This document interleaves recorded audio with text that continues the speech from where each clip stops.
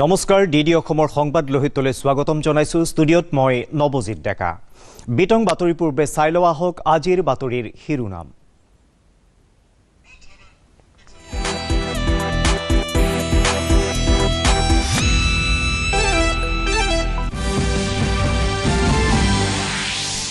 ৰাজ্যৰ আন্তঃগাঁথনিৰ উন্নয়নৰ বাবে কেন্দ্ৰ আৰু অসম চৰকাৰে ঐক্যবদ্ধভাৱে কাম কৰি আছে বুলি চিলাপথাৰত প্ৰধানমন্ত্ৰী নৰেন্দ্ৰ মোদীৰ মন্তব্য কেইবাটাও গুৰুত্বপূৰ্ণ প্ৰকল্প ৰাষ্ট্ৰৰ নামত উৎসৰ্গা প্ৰধানমন্ত্ৰীয়ে আজি উদ্বোধন কৰা ইণ্ডমেক্স ইউনিটে উত্তৰ পূৰ্বাঞ্চলৰ ৰন্ধন গেছৰ চাহিদা বহুলাংশে পূৰণ কৰিব বুলি বঙাইগাঁও শোধনাগাৰ কৰ্তৃপক্ষৰ প্ৰকাশ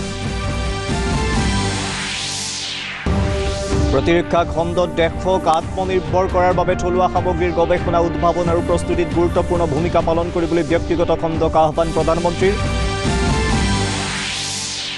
লোকসভা আৰু বিধানসভাৰ নিৰ্বাচন অনুষ্ঠিত হ'বলগা সকলো ৰাজ্য আৰু কেন্দ্ৰীয় শাসিত অঞ্চললৈ প্ৰচলিত ৰীতি অনুযায়ী কেন্দ্ৰীয় আৰক্ষী বাহিনীসমূহ প্ৰেৰণ কৰা হৈছে বুলি স্পষ্টীকৰণ নিৰ্বাচন আয়োগৰ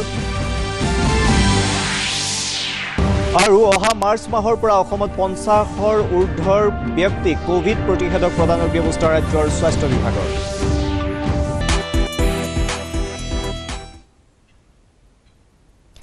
বঙাইগাঁও শোধনাগাৰত আজি প্ৰধানমন্ত্ৰীয়ে ইণ্ডমেক্স ইউনিট নামৰ ৰন্ধন গেছ উৎপাদন প্ৰকল্পটো উদ্বোধন কৰি দেশৰ নামত উৎসৰ্গা কৰে এই প্ৰকল্পই অসম তথা উত্তৰ পূৰ্বাঞ্চলৰ ৰাজ্যৰ ৰন্ধন গেছৰ চাহিদা বহুলাংশে পূৰণ কৰিব বুলি শোধনাগাৰ কৰ্তৃপক্ষই প্ৰকাশ কৰিছে বঙাইগাঁও শোধনাগাৰৰ মুখ্য কাৰ্যবাহী সঞ্চালক সিদ্ধাৰ্থ প্ৰতিম বৰুৱাই আজি সাংবাদিকৰ আগত এই বিষয়ে প্ৰকাশ কৰি কয় যে ভাৰতীয় তেল নিগমৰ গৱেষণা আৰু উন্নয়ন বিভাগৰ বৌদ্ধিক সম্পত্তি হিচাপে পৰিগণিত হোৱা ইণ্ডমেক্স প্ৰকল্পটোৰ নিৰ্মাণত 2582 কোটি টকা ব্যয় হৈছে ইয়াৰ পূৰ্বে প্ৰধানমন্ত্ৰীৰ দ্বাৰা প্ৰকল্পটোৰ উদ্বোধন উপলক্ষে বঙাইগাঁও শোধনাগাৰত আয়োজিত অনুষ্ঠানত ৰাজ্যৰ খাদ্য আৰু অসামৰিক যোগান বিভাগৰ মন্ত্ৰী ফণীভূষণ চৌধুৰী সাংসদ নৱকুমাৰ শৰণীয়া বিটিচিৰ উপ মুখ্য কাৰ্যবাহী সদস্য গোবিন্দ বসুমতাৰী বঙাইগাঁও আৰু চিৰাঙাৰ উপায়ুক্ত উপস্থিত আছিল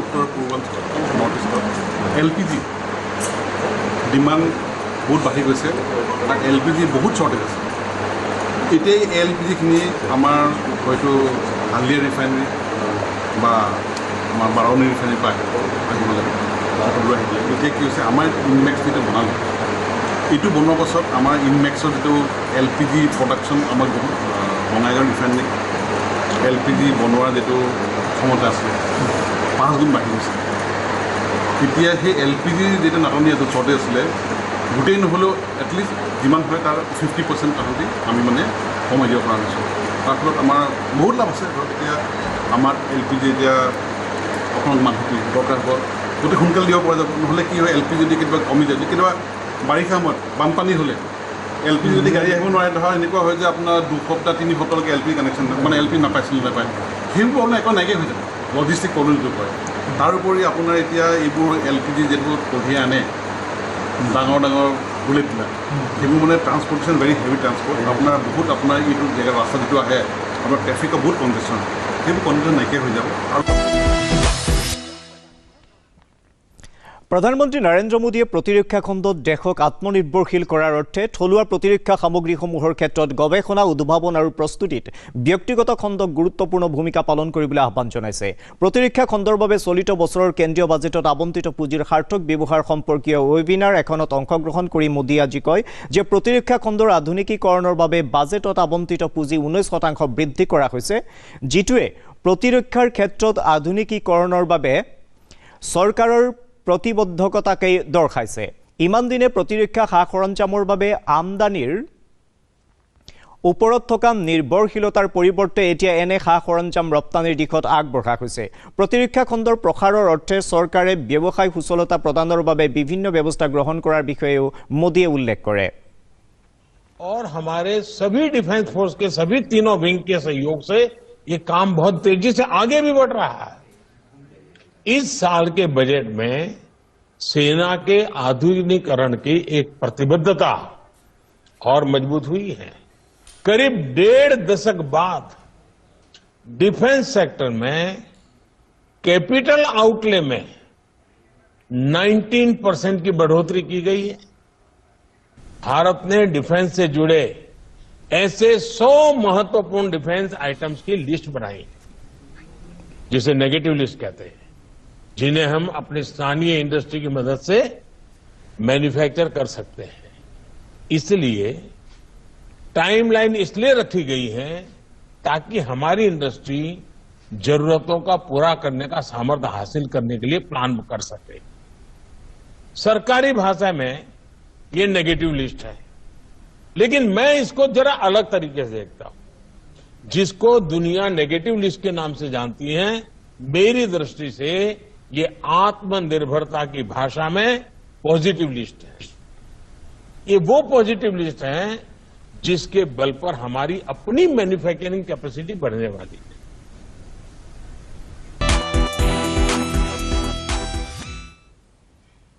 প্ৰতিৰক্ষা মন্ত্ৰী ৰাজনাথ সিঙে কৈছে যে ঘৰুৱা আৰু বিদেশী প্ৰতিৰক্ষা সামগ্ৰী আৰু সা সৰঞ্জামৰ ক্ৰয়ৰ বাবে বাজেটত সুকীয়াকৈ ধাৰ্য কৰা মূলধনী ব্যয়ৰ ব্যৱস্থাই দেশীয় উদ্যোগ খণ্ডক যথেষ্ট আগুৱাই নিব। 2021-22 বৰ্ষৰ বাজেটত ধাৰ্য কৰা পুঁজি আৰু প্ৰতিৰক্ষা খণ্ডত ইয়াৰ প্ৰভাৱ সম্পৰ্কে মত ব্যক্ত কৰি সিঙে কয় যে আত্মনিৰ্ভৰতাৰ উদ্দেশ্য আগত ৰাখি প্ৰতিৰক্ষা খণ্ডক আগবঢ়াই নিবলৈ বিচৰা হৈছে। সিঙে লগতে কয় যে যোৱা বছৰতকৈ এইবাৰ বাজেটত অভূতপূৰ্ব 18.75% আবণ্টন বৃদ্ধি কৰা হৈছে আৰু বিগত 15 বছৰৰ ভিতৰত এই ৰাশি সৰ্বাধিক।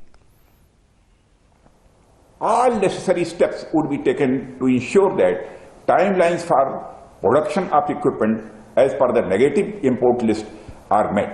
The opening up of the defense sector for private sector participation is helping foreign OEMs enter into strategic partnership with Indian companies and leverage opportunities in the domestic market as well as global markets. Due to these reforms, the FDI in India in defense sector has jumped by more than 200%. Rupees 2,871 crore worth FDI has been invested in defense sector in last 6 years.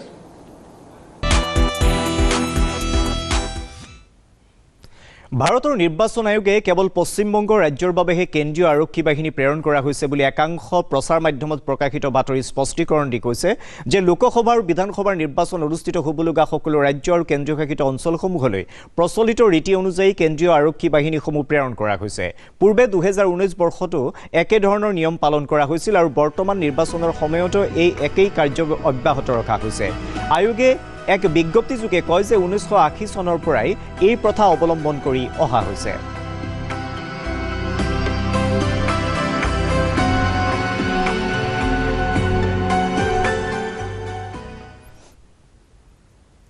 প্ৰধানমন্ত্ৰী মোদীৰ আজি ধেমাজি ভ্ৰমণক লৈ কংগ্ৰেছ, আঞ্চলিক গণমৰ্চা, CPIM দলৰ নেতৃবৃন্দই অসন্তুষ্টি প্ৰকাশ কৰিছে। আজি গুৱাহাটীত এখন সংবাদমেলত প্ৰদেশ কংগ্ৰেছৰ সভাপতি ৰিপুণ বৰাই কয় যে নিয়োগ সৃষ্টি, 6 জনগোষ্ঠীক জনজাতিৰ মৰ্যাদা প্ৰদান, সামগ্ৰীৰ চৰা দাম, জীৱনদায়িনী ঔষধৰ মূল্য সম্পৰ্কীয় বিভিন্ন বিষয় সন্দৰ্ভত তেওঁলোকে সোধা প্ৰশ্নৰ প্ৰধানমন্ত্ৰীগৰাকীয়ে কোনো উত্তৰ নিদিলে।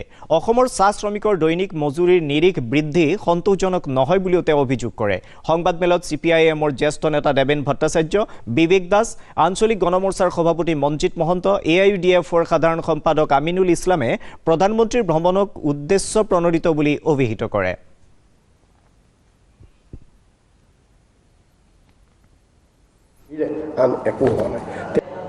NRC-খন নকৰাৰ মূল উদ্দেশ্যটো কি? আমি অলপ সিফালে যাব লাগিব যে NRC-খন নকৰাৰ মূল উদ্দেশ্যটো হ'ল যে অসম চুক্তিৰ ভিত্তিত বিদেশী সমস্যা সমাধান কৰা যিটো কথা আছিল, সেই অসম চুক্তিৰ ভিত্তিত যাতে বিদেশী সমস্যাটো সমাধান নহয়, অসম চুক্তিক নৎসাত কৰা, চিটিজেনশ্বিপ এক্ট 1955ক নৎসাত কৰা তেখেতসকলৰ এটা চিন্তাধাৰাৰ জৰিয়তে সেই NRC-খন যদি হৈ যায় তেতিয়াহ'লে কোনো কাৰণে ফলৱৰ্তী কৰিব নোৱাৰিব, ধৰ্মৰ ভিত্তিত, ধৰ্মৰ আধাৰত বিদেশী সংস্থাপন আনিব নোৱাৰিব। তাৰ কাৰণেই NRC-খন ডিলে প্ৰেক্টিছত লৈ গৈ ধমকি দিয়ে।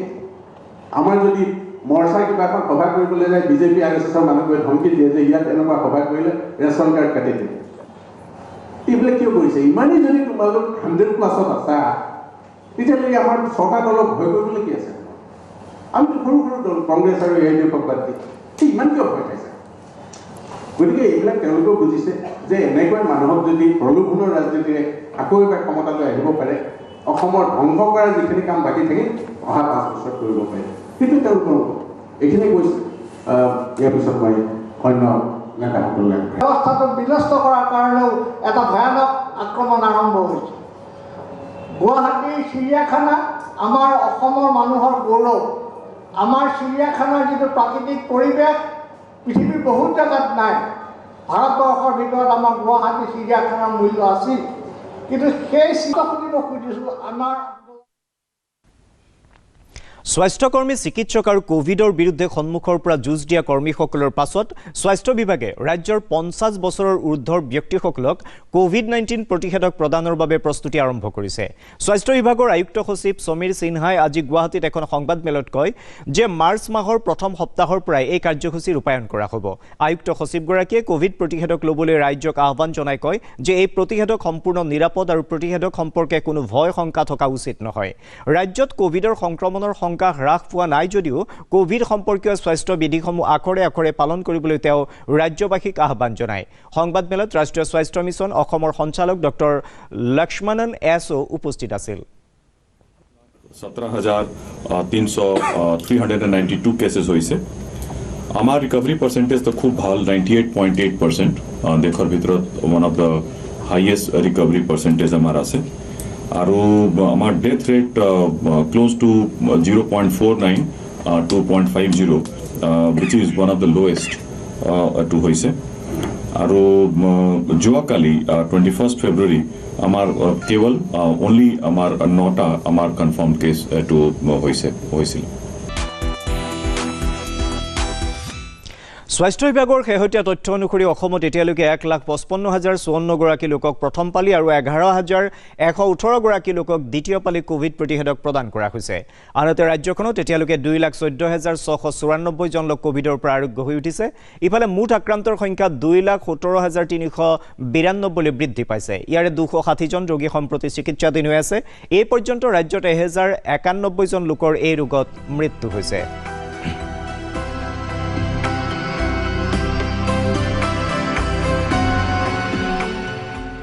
ধেমাজি জিলাৰ চিলাপথাৰত আয়োজিত এক অনুষ্ঠানত অংশগ্ৰহণ কৰে। ইয়াকে ধৰি প্ৰধানমন্ত্ৰীয়ে চলিত বছৰটোত তৃতীয়বাৰৰ বাবে অসম ভ্ৰমণ কৰে। প্ৰধানমন্ত্ৰীয়ে তেল আৰু প্ৰাকৃতিক গেছ খণ্ডৰ কেইবাটাও গুৰুত্বপূৰ্ণ প্ৰকল্প ৰাষ্ট্ৰৰ নামত উৎসৰ্গা কৰে। কেন্দ্ৰ আৰু অসম চৰকাৰে ৰাজ্যখনৰ আন্তঃগাঁথনিৰ বিকাশ সাধনৰ বাবে ঐক্যবদ্ধভাৱে কাম কৰি আছে বুলি প্ৰধানমন্ত্ৰীয়ে এই অনুষ্ঠানত মন্তব্য কৰে। চাওঁ আহক এই সন্দৰ্ভত বাতৰি বিভাগ DD অসমৰ এক প্ৰতিবেদন।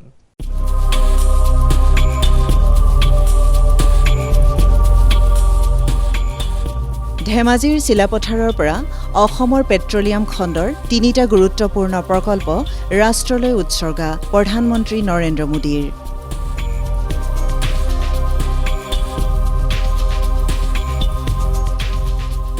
ধেমাজি অভিযান্ত্ৰিক মহাবিদ্যালয়ৰ শুভ উদ্বোধন প্ৰধানমন্ত্ৰীৰ। ক্ষুদ্ৰ চাহ খেতিয়কসকলক ভূমিপট্টা প্ৰদানৰ বাবে সোণোৱাল চৰকাৰক উচ্চ প্ৰশংসা প্ৰধানমন্ত্ৰীৰ। অসমবাসীৰ বাবে এয়া ৰাজ্যখনৰ বিকাশ আৰু প্ৰগতিৰ দ্বৈত ইঞ্জিন শক্তিশালী কৰাৰ সময় প্ৰধানমন্ত্ৰীৰ পৰা আমি সততা, নিষ্ঠা, মানৱ প্ৰেম আৰু সকলোৱে মিলি দৃঢ়তাৰে যাত্ৰা কৰাৰ এক শক্তিশালী আদৰ্শ লাভ কৰিছোঁ মুখ্যমন্ত্ৰী।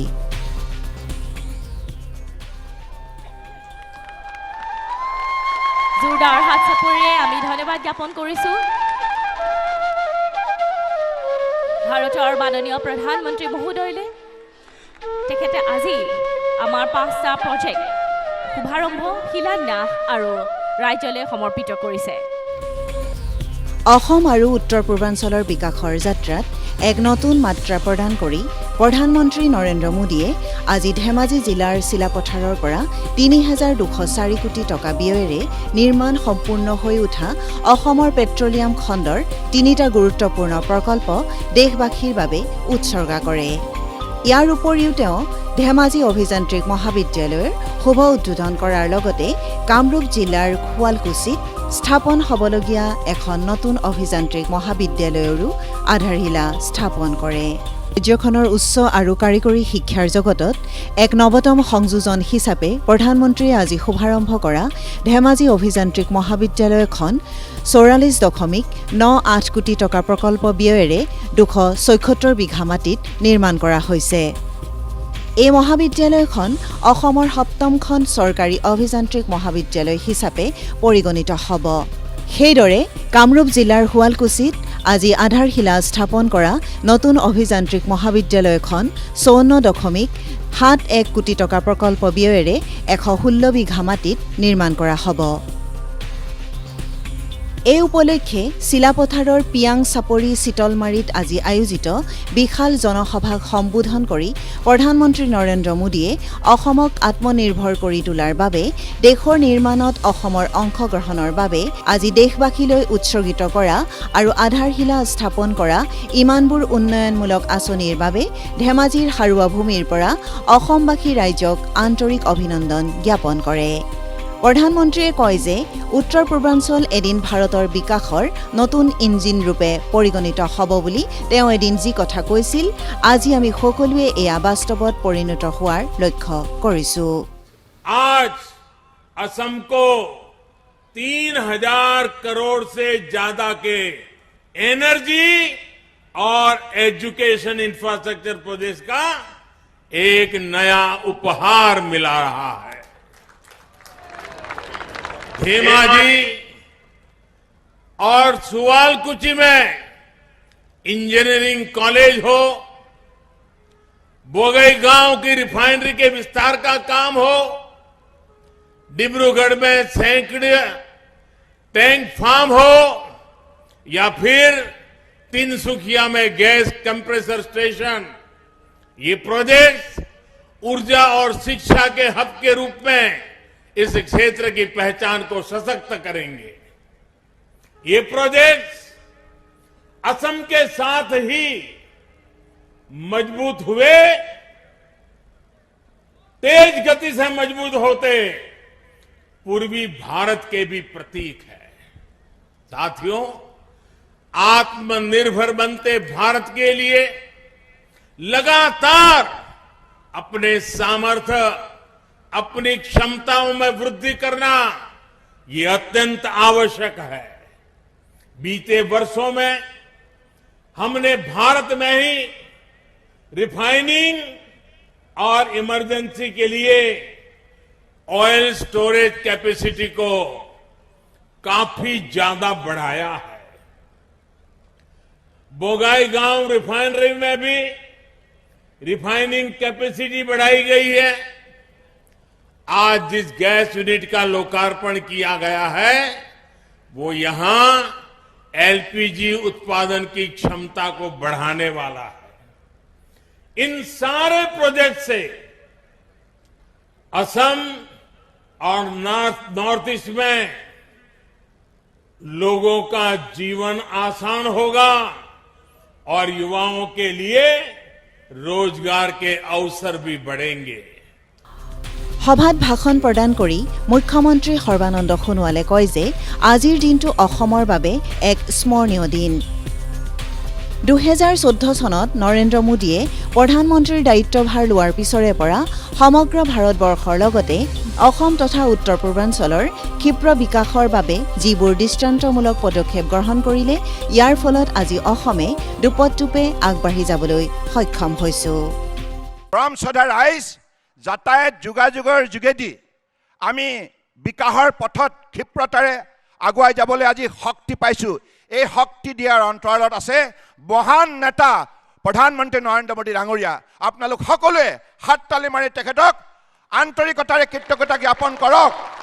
ফ্ৰম শ্ৰদ্ধা ৰাইজ, এই ধেমাজিত ইঞ্জিনিয়াৰিং কলেজ হৈছে আৰু গোগামুখত ইণ্ডিয়ান এগ্ৰিকালচাৰ ৰিচাৰ্চ ইনষ্টিটিউট হৈছে, লখিমপুৰত মেডিকেল কলেজ হৈছে আৰু এই বগীবিল দলং নিৰ্মাণৰ কাম সম্পূৰ্ণ কৰি মাননীয় প্ৰধানমন্ত্ৰী ডাঙৰীয়াই অসমৰ উন্নয়নৰ বাবে, আমাৰ উত্তৰ অঞ্চলটোৰ ক্ষীপ্ৰ উন্নয়নৰ বাবে তেখেতে বগীবিল ব্ৰিজখন সম্পূৰ্ণ কৰি যি উপহাৰ দিলে, তাৰ বাবে মই পুনৰবাৰ মাননীয় প্ৰধানমন্ত্ৰী ডাঙৰীয়াক আন্তৰিকতাৰে কৃতজ্ঞতা জ্ঞাপন কৰিছোঁ।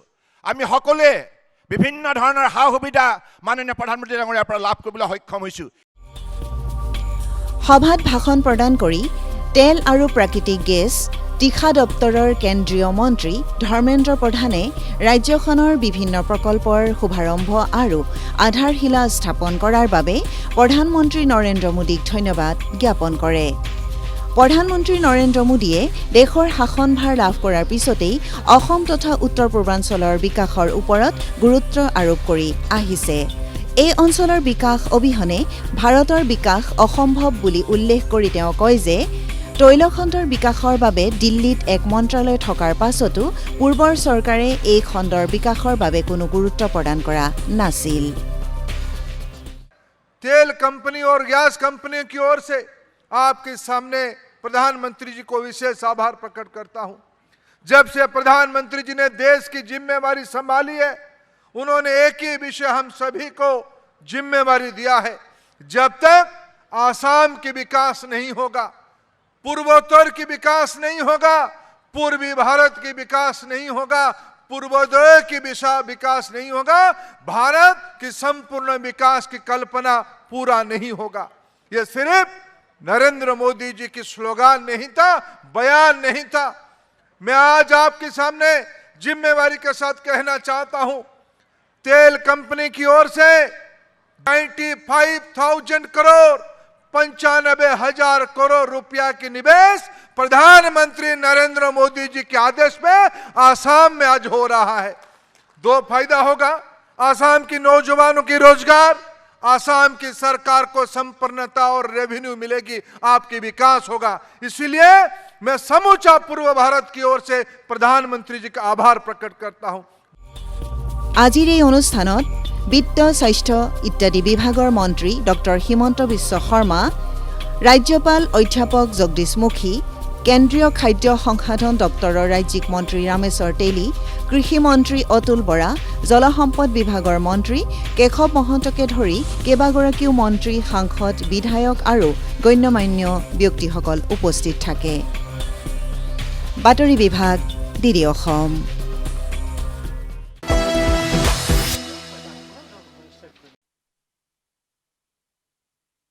ৰূপায়ণে সুশাসনৰ চানেকি।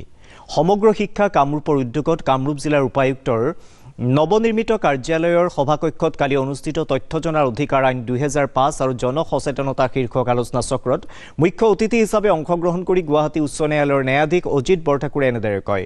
তেওঁ কয় যে তথ্য জনাৰ অধিকাৰ আইনখন ভাৰতীয় গণতন্ত্ৰৰ এক ৰক্ষা কৱচ আৰু সেয়ে চৰকাৰী কৰ্তৃপক্ষসমূহৰ লগতে জনসাধাৰণেও আইনখনৰ সফল ৰূপায়ণত অংশীদাৰ হোৱা উচিত।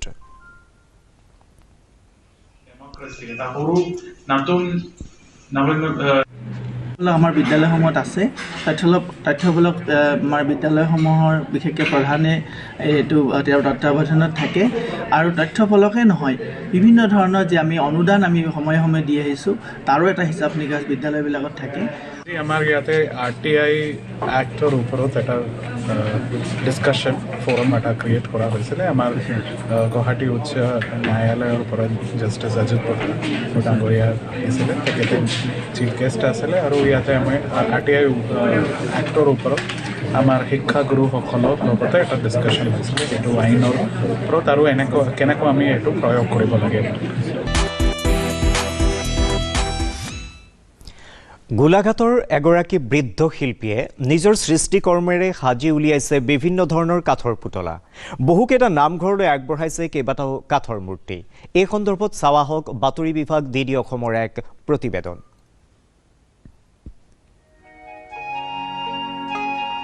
বৃদ্ধ শিল্পীগৰাকীৰ হাতৰ পৰশত প্ৰাণ পাই উঠে কাঠৰ পুতলাই।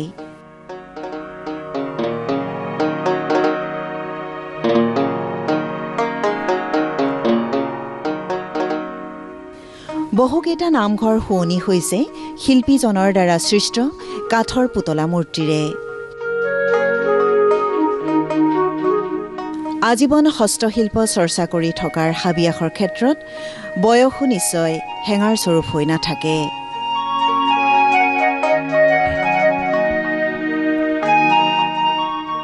গোলাঘাটৰ এজন ৭১ বছৰীয়া বৃদ্ধ শিল্পী, নাম ঘনশ্যাম শইকীয়া।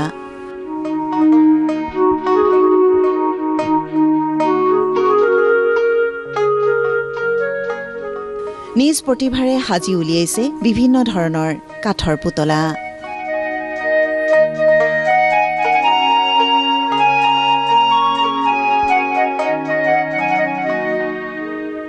1951 চনৰ 20 জানুৱাৰীত জন্ম লাভ কৰা এই বৃদ্ধ শিল্পীগৰাকীয়ে নিজ শিল্পকৰ্মৰ দ্বাৰা বহুকেইটা নামঘৰলৈ উৎসৰ্গা কৰিছে কেইবাটাও মূৰ্তি। মই সৰুৰে পৰাই এই শিল্পকলা ভাগ ভাল পাওঁ। সাংস্কৃতিক দিশত মই সৰুৰে পৰাই আছোঁ। আমাৰ ঘৰখনো সাংস্কৃতিক দিশৰে এখন। আমাৰ নামঘৰতো সাংস্কৃতিক চৰ্চা চলি থাকে। আৰু মনতে মোৰ কিছুমান কল্পনা হৈছিল, আমাৰ কিছুমান বস্তু আমাৰ দেশৰ পৰা পৃথিৱীৰ পৰা হেৰাই যাবলৈ বিচাৰিছে। যেনেকৈ হালোৱাৰ হাল বোৱা হালখন প্ৰজন্মই চিনি নাপাব, সেইকাৰণে মই খোদিত কৰি ৰাখিবলৈ বিচাৰিছোঁ। অসমৰ বাপুতি সাহোন বিহুযোৰা, গুৰুজনাৰ অৱদান, খলীয়াসকল, সাংস্কৃতিক দিশটো, আসন আৰু বিভিন্ন আমাৰ নামঘৰবিলাকত মই বহুত মূৰ্তিও খোদিত কৰিছোঁ। গৌৰ্ড, অনন্ত, লক্ষ্মীনাৰায়ণ আদি কৰি বহু নামঘৰত খোদিত কৰিছোঁ আৰু বাসুকী বনাইছোঁ।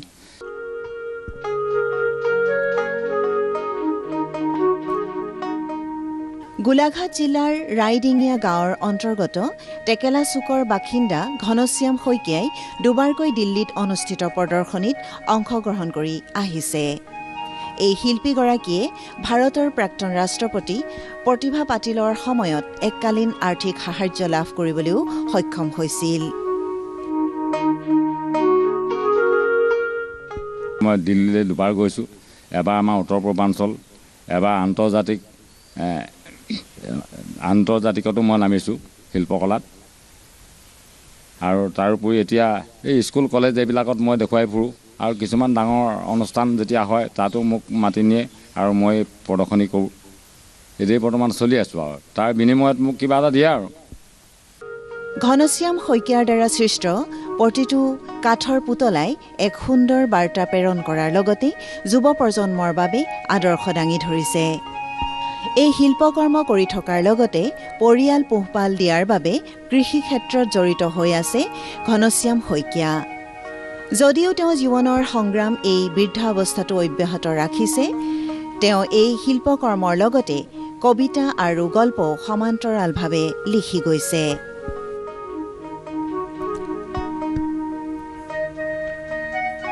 বৰ্তমান তেওঁ স্বামী বিবেকানন্দৰ এটা মূৰ্তি গঢ়াত ব্যস্ত হৈ আছে। গোলাঘাটৰ পৰা সুজিত ঘোষ, বাতৰি বিভাগ, DD অসম। বাতৰি শেষ হোৱাৰ আগতে প্ৰধান বাতৰিসমূহ আকৌ এবাৰ।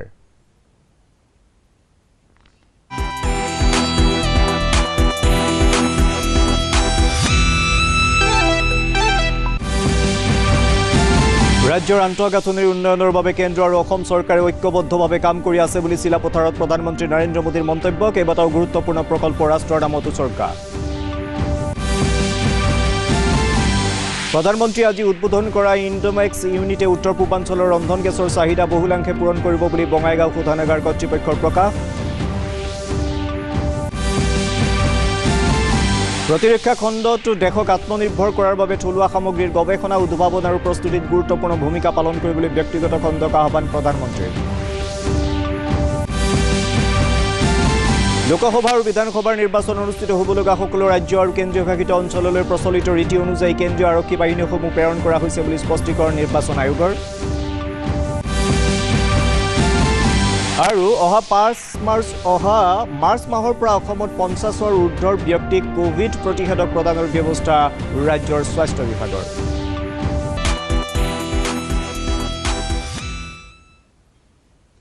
সংবাদ লোহিত আজিলৈ ইমানে। কাইলৈ পুনৰ লগ পাম নিশা 8:30। নমস্কাৰ।